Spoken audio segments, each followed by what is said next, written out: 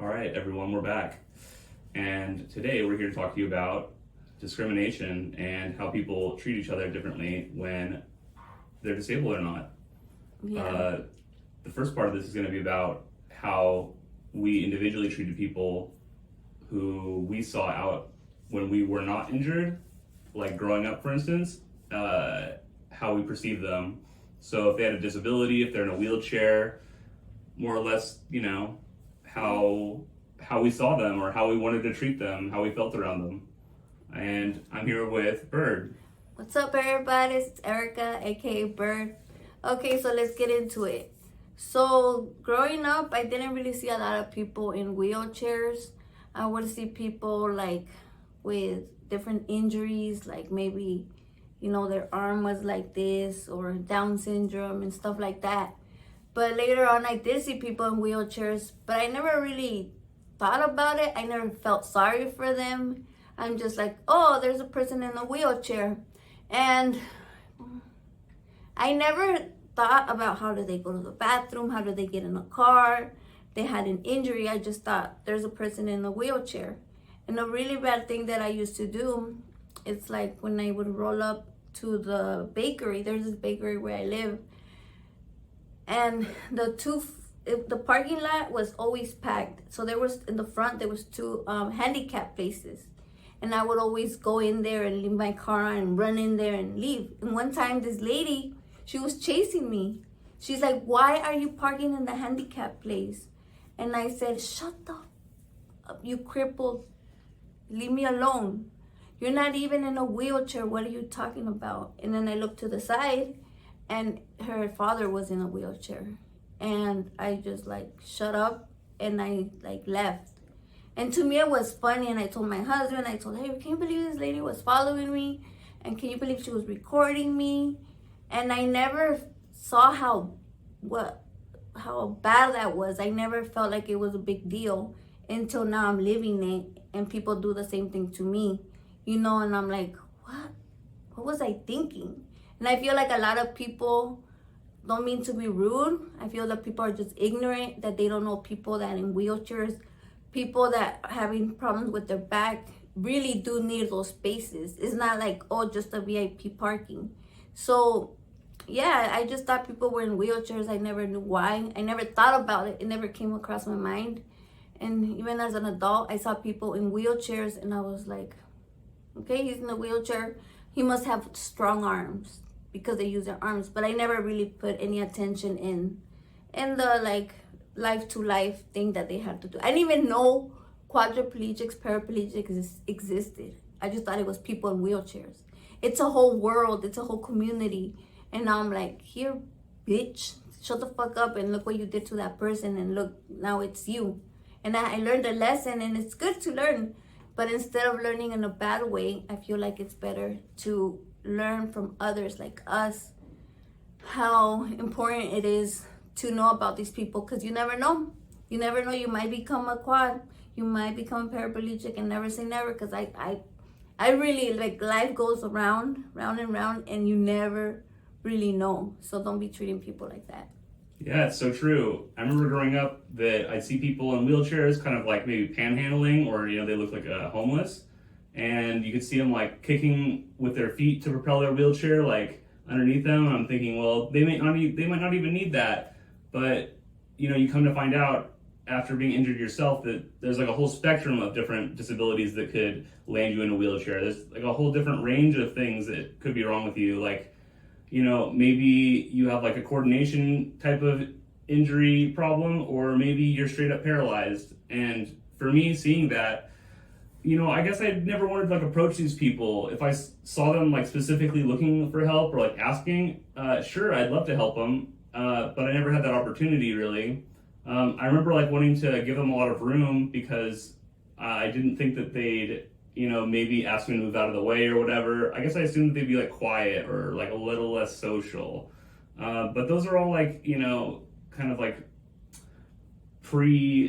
I don't know how you say it. Like there are differences that I had in my head that like I preconceived and thought, never really gave much thought to. So after now having experienced like being in a wheelchair for so long now, I recognize like all these kinds of different disabilities that I definitely wouldn't have noticed before. And not only that, but when it comes to like being approached or approaching someone who's disabled, you don't really think that they're going to need help or that you're going to run into them when they need help, because like why would they even be going out on their own if they can't help themselves, right? Mm-hmm. So I think that has a lot to do with like when it comes to like Bird saying like ignorance or just lacking the knowledge of all the different like spectrum of disabilities that could like land you, you know, from crutches to a wheelchair to like a power chair. Really, like there's a whole different like range of things that, you know, could keep you in limited mobility. Yeah, like when I see people in like my type of chair, like the big heavy chairs, I'm like, oh, that person really got like a big injury. You know, I already know like the type. Like if I see him in a big chair, if I see him like in a regular chair, I'm like, oh, well, you know, they have more mobility with their arms. Like the first time I saw Jonathan, I saw him from my bed and I saw him with his arms going like fast and doing everything on his own, and I was like, what? Why is he here? He's like so mobile. Like he could do stuff himself. He's not sick. Nothing's wrong with him. I really thought that when I looked at him. And I even told my husband, we were like chismeando, making comments like, yeah, I say, wait, like he could walk, he could move. I wonder if he could get up. But I was new to it, right? So there's different types of people. So when I see the people in the big chairs, I'm like, oh, those are my type of people. Like the ones with the big injury. But to me now, I feel like I want to defend those people. Like I want to defend the people in wheelchairs. Like I want to speak for them. Like to me now, it's not like those people. Those are my people. And for people to like not care about the sidewalks or be texting when somebody's going in their wheelchair, that pisses me off. I just want to like grab them and choke them even though my hand doesn't work. I just want people to wake up that, you know, there's so many people that have an injury, and it's not just, oh, look, a person in a wheelchair. They're humans. We are humans. We have a life. Yes, we have to do certain things for the bathroom. We have to do certain things to go to places. But you know what? There's people like Victoria. Like we went yesterday to go eat out, and I was like, oh my gosh. We parked like in the like all the way over there, and we have to go over there. And like I'm over there in my walker struggling, and she's like, just get on the thing. And she pushed me. So Victoria is the girl that works here. She's the activity coordinator in human resources. And she pushed me, and I was like, oh my gosh, I'm gonna roll down.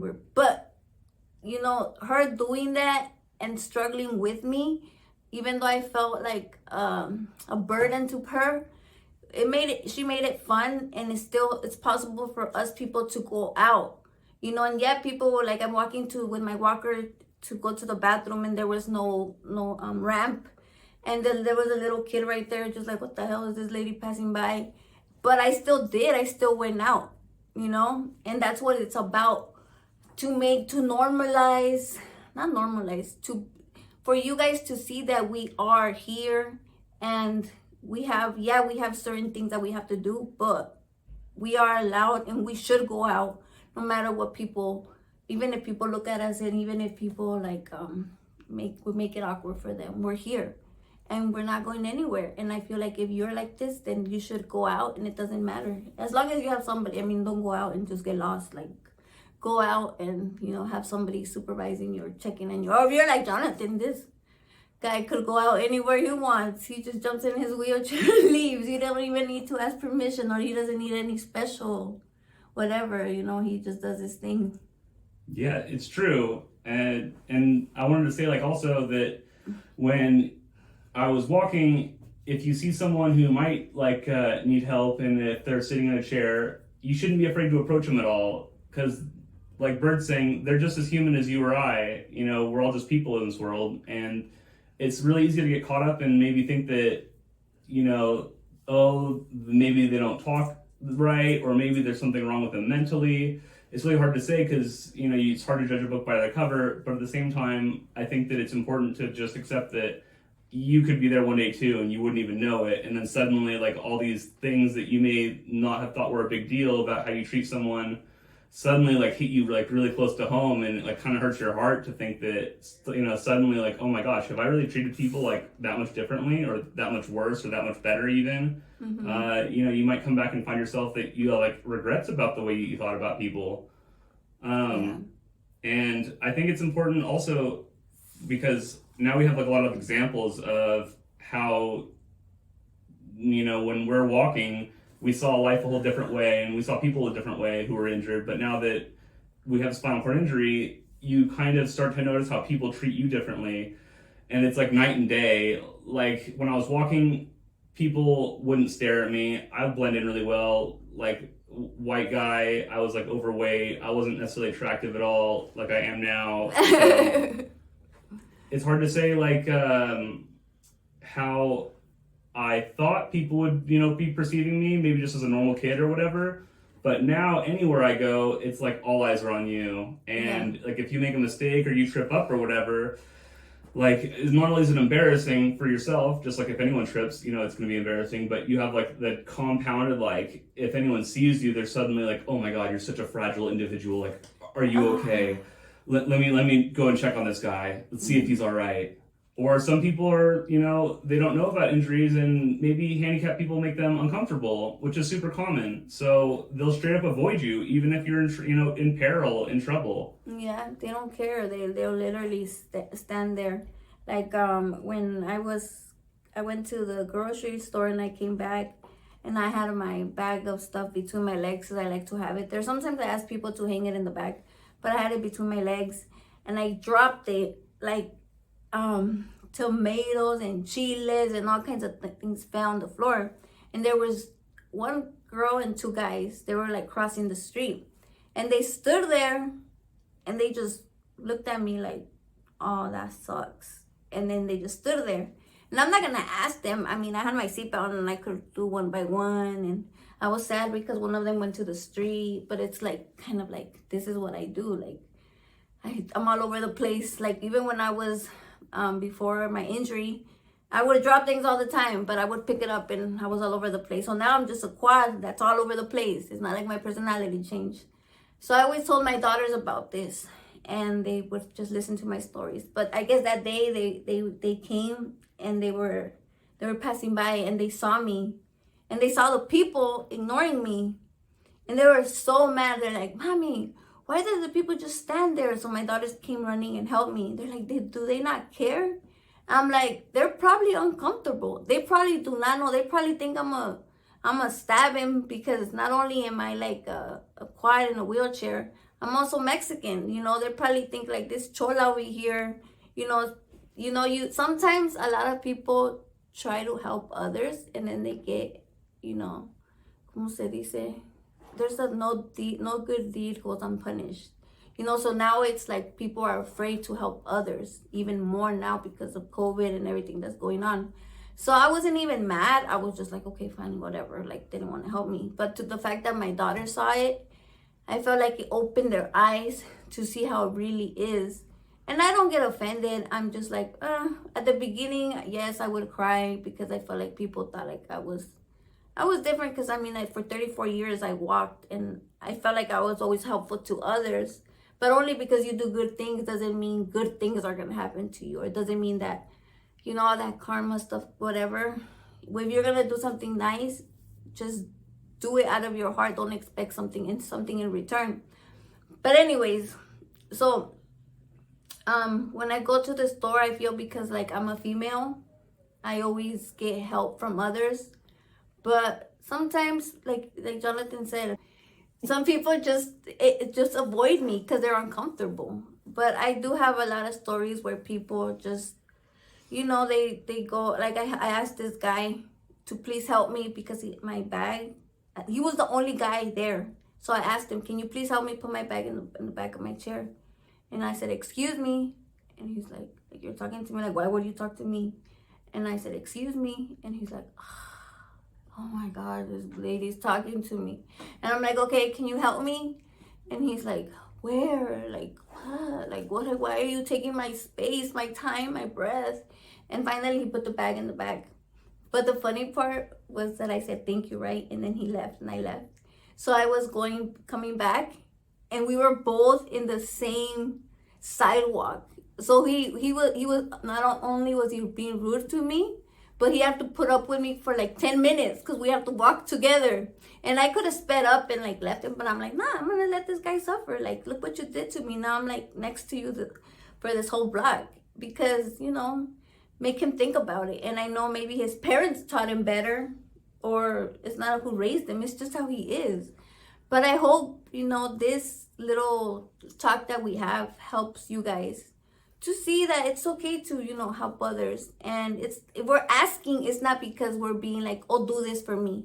We're asking because we really need it, you know, because Jonathan always does everything by himself, you know. And I see him, he's like a good role model for us quads and quad paraplegics, because he's like what I would think a good paraplegic is, because he does something with his life. I would see him get his little table with all his laptop and all his stuff, and like with one hand push his chair, and the other hand like he would go, because the cleaning ladies would come and mop and stuff. And then if you see other people, they could use their hands, but they're like, hey nurse, can you get my table and put it over there? Can you get my laptop? And like, yes, you have people to help you here, but if you don't try to do it yourself, one day you're not gonna have all these people. You know, this is not how real life is. Even if you have a caregiver is usually a couple hours. So people are gonna get tired of you. So people need to try to do stuff themselves. Yeah, it's so true. Like I was saying earlier, you don't necessarily like gonna find yourself out in a wheelchair and like for your first time and not know how to take care of yourself. You're probably gonna have to at least practice it a little bit. So I'd say like how Bird was saying, when someone in a wheelchair actually asks for help, they probably actually need it. Mm-hmm. And they're not just coming to you like, oh, pity me, like, can you do this thing for me, and then this other thing, and then like come home and mow my grass, like, you know, they're probably not going to be asking too much. If anything, they're kind of in like a time of need, and they're like hurting because, you know, they're straight up disabled, and if they don't have anyone else with them, you know, something unexpected may have happened to them that caught them off guard, and suddenly they don't know how to like recover from the situation. And that can be like super challenging. So when you're out and about and asking for help, if you've, you know, experienced something that you didn't expect to encounter, you can get caught off guard and you might really need that help. But other times people maybe want to help you out, and it's just because they are curious or they've been helpful in their life before. Maybe they have a family member who's been disabled or in a wheelchair, so they recognize that right away, like, oh, this person's alone. Like, oh, wait a second, like they might actually might need a hand or whatever.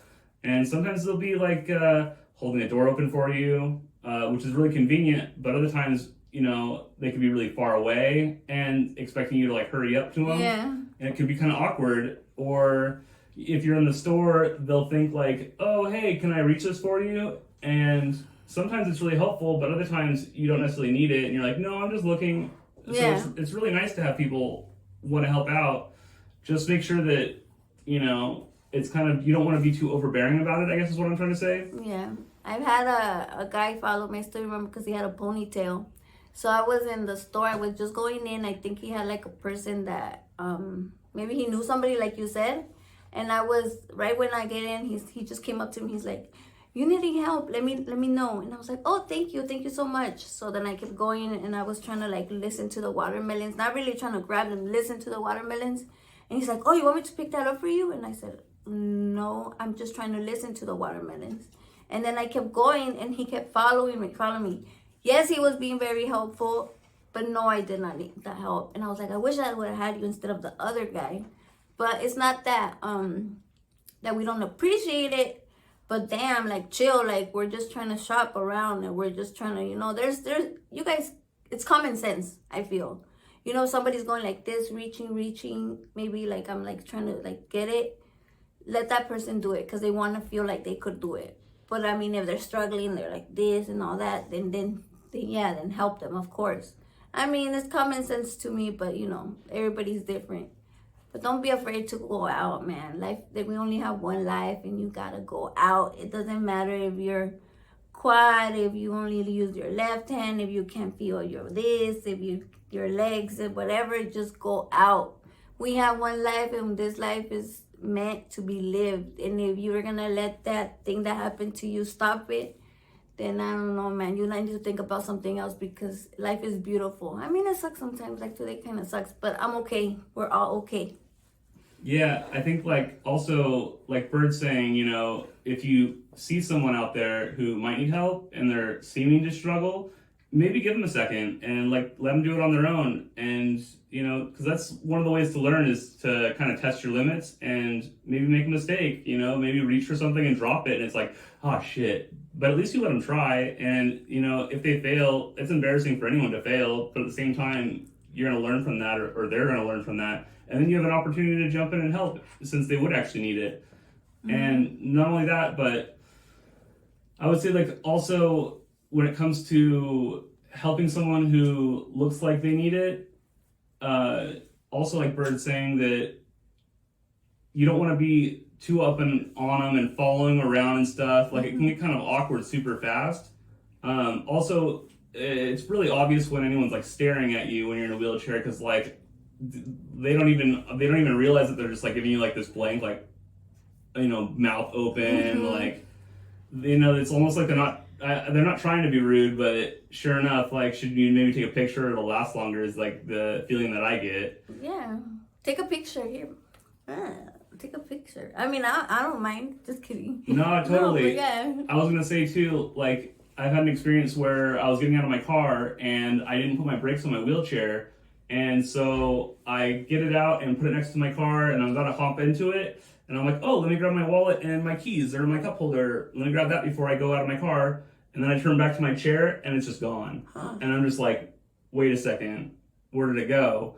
And I look back and I see it rolling down the parking lot hill. Like, it must have been already like 300 feet away from me. It just got away quick. And I was lucky enough to have someone who like spotted it and was like chasing after it. I was about to like, you know, put my car in reverse and like go chase it in my car. So like hopefully I could pull up next to it and grab it or whatever. But yeah, luckily like some guy witnessed it and was able to help me out. And like, I gotta say, like, dude probably saved my day. I would have had like a real struggle and a real problem if I hadn't, you know, been lucky enough to have him witness all that. So like, there are times when you can like, you know, give someone a real positive impact, and all you're doing is trying to be a nice person, and they'll remember that forever, no doubt about it. It's like a real challenge for them alone, but if you're able to help them out and you witness it or whatever, you know, they'll definitely appreciate it, no doubt about it. No, yep.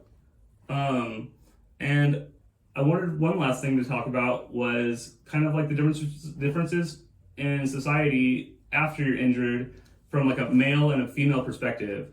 Because I feel like we have these like gender roles in society where like the dude's supposed to be super independent, supposed to be able to do everything on his own and never have to have any help like whatsoever. And if a girl, for instance, like let's say that you're trying to like get out on a date, like it's kind of assumed or whatever, and I don't even know if I agree with this necessarily, that the guy's supposed to ask a girl out and like that's the only way it can go. However, you know, when you're in a wheelchair and you're the dude trying to ask a lady out, it's kind of like all eyes on you, and their friends might judge them like, dude, you can do better. This guy is like damaged goods. Like he's no good because he's already got a disability. You don't want to be getting yourself into that.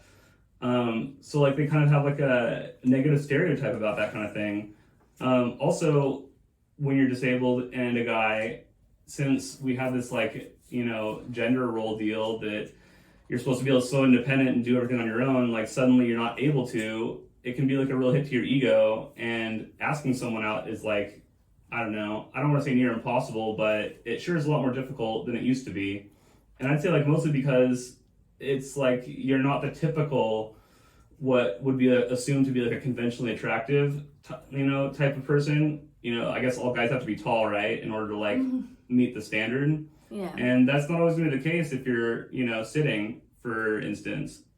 Yeah, it sucks. I feel like it's a big thing because guys are supposed to be like the tall ones, and you look down at the girl and you pick up the girl and all kinds of stuff. And the guy, when you're a guy and you're in a wheelchair, it's like you're always sitting.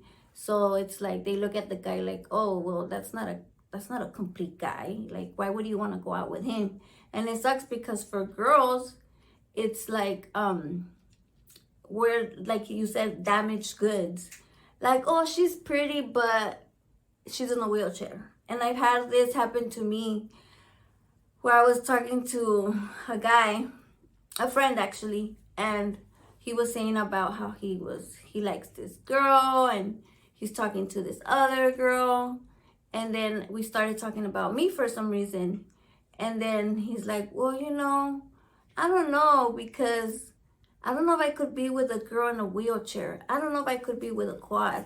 I mean, she's cute though, but nah, I wouldn't. I can't do that. And you're like looking at me and talking about girls. And then when the subject about a girl in a wheelchair comes up, you said, nah, I just can't. Like, what does that even mean? Like, I still have a vagina. I still have, a heart, a brain.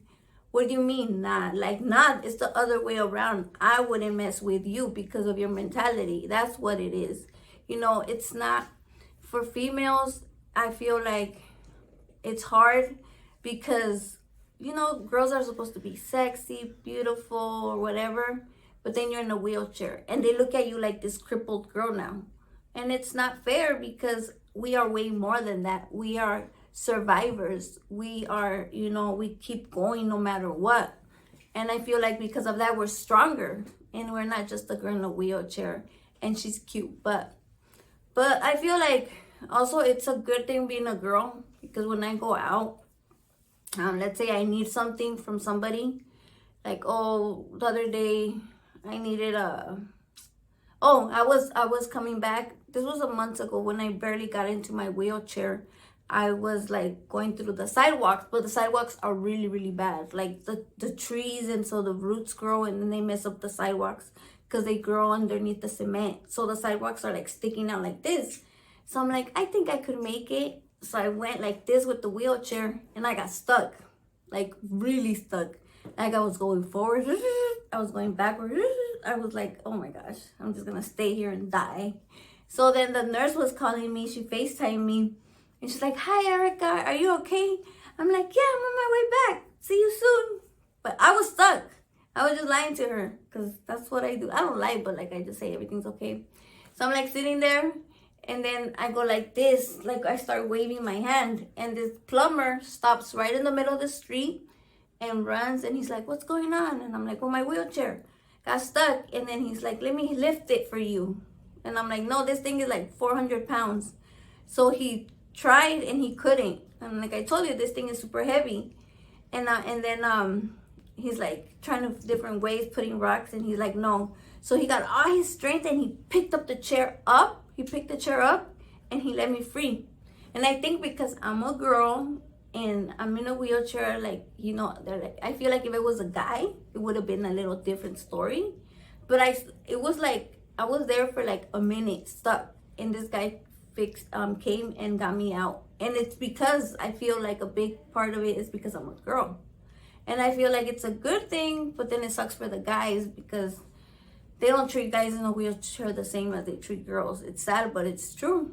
Yeah, like for a girl, you kind of have that like damsel in distress sort of stereotype, where it's like, all right, they're a person in a wheelchair, you don't see them very often, first of all. So it's like, if it's a chick and you're a dude, you're like kind of like giving them an extra look, because you're like, hey, she might be fine or whatever.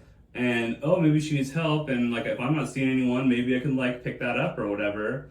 And sure enough, like Bird needed help in that case, and dude showed up and was able to even lift her and whatnot in her like super heavy freaking power chair. Those things are super heavy.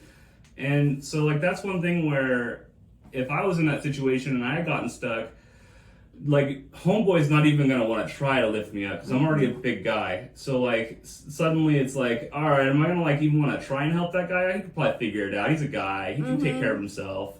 Why would he even be out in like the world if he couldn't do that himself? Why would he be out? Yeah, and also like there's things you don't really think about when you're in a wheelchair. Like, if you're gonna go and travel, and if you're looking for help and you're a guy, people are gonna like kind of like give you that huff and puff if you're asking for help. They're like, why do they even go out if they're going to need help from everyone? Why didn't they bring someone or whatever? And, you know, if you run into some unexpected kind of like a barrier or whatever, you're going to have to adapt real quick, but that's not always the case that you're going to be able to, so you're going to have to ask for help. Also, like, there's things that are like gender norms in our society, so like, you know, dude's supposed to be asking the girl out only, so like, all right, you're like looking up to her, right, because like you're sitting, and like you better hope that you have the confidence to get turned down on or whatever, because otherwise you're going to experience a lot of like heartbreak even from the get-go. You know, you're kind of like, all right, I have expectations that this is going to go one way, and all right, rejection is a real thing, you know? You kind of got to feel that like twice as hard because you're really putting yourself out there. Also, like things like, you know, when we want to get married in this world, you got to propose on one knee, and it's like, not everyone can necessarily do that. So suddenly it's like, man, it can really get you down, and you know, you don't really want to bum anyone out, especially if they're disabled. Like, it sounds like they already have things hard enough as it is. So it can be like a real challenge out there, you know, especially like if you're trying to fit in and people are already looking at you funny. It's just like kind of like a harder life as it is. And I don't know, it can be nice when someone gives you a break every once in a while. Yeah.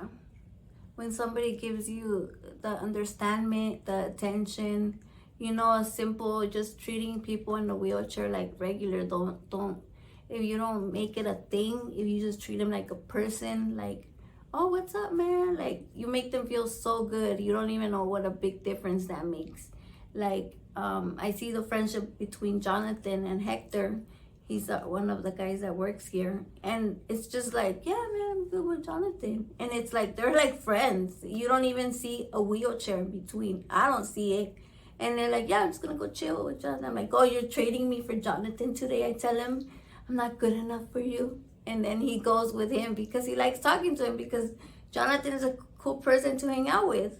And then last time I seen, like a couple weeks ago, I seen everybody in Jonathan's room, and I'm like, damn, Jonathan got it going on over here. He got all the people. He's Mr. Quiet Guy, but not really, because he has everybody up in there. But see, it's because he's a person. And I feel that makes a difference between a person in a wheelchair and a person. We're people, and we have something to say, and that's what I'm saying. You never know what you might get if you just talk to, you know, maybe there's a guy in a wheelchair that likes you. You know, you're gonna go for the fuck boy, or you're gonna go for the cute guy in the wheelchair. You know, you never know. He might have that good heart that you're looking for, because they have a lot to offer. It's like a different mindset. Well, if they're at that level, there's some people in wheelchairs that are assholes too, so that's different. But yeah, that's another story. we're all people, and it can really go either way or whatever. But yeah, I definitely feel like disabled people kind of have like a little bit of an extra understanding that you might not get if you're just going through the world like walking all the time. Especially if you don't see disabled people. That's like a big thing. I feel like you can really tell when someone's grown up with someone disabled in their life, because they'll definitely treat you with like that extra bit of like empathy, and you'll feel like Bird's saying, like, they'll treat you like a person. They'll be like, oh, like, hey, how's it going? You know, not like, oh, are you okay? I hate that. Instantly like feel the pity on you is just like, it really hurts, because it's like, shit, dude, I already have to see all these different people out there. They're all staring at me already, so they're already treating me differently than I'm used to. And then suddenly, like, the ones who do approach me are like wanting to like feel bad for me. That's like a real big like issue. I want to say that it just doesn't feel very good to have coming down on you. You know, you want to participate in society, and some people don't always treat you the same. They sometimes catch you off guard, and They do. Yeah, they make you feel like you're a burden, or they make you feel like you shouldn't be out there with everyone else because maybe you ran into something unexpected that gave you a hard time. And it's like, man, I don't know. It can be really tough out there already. It is.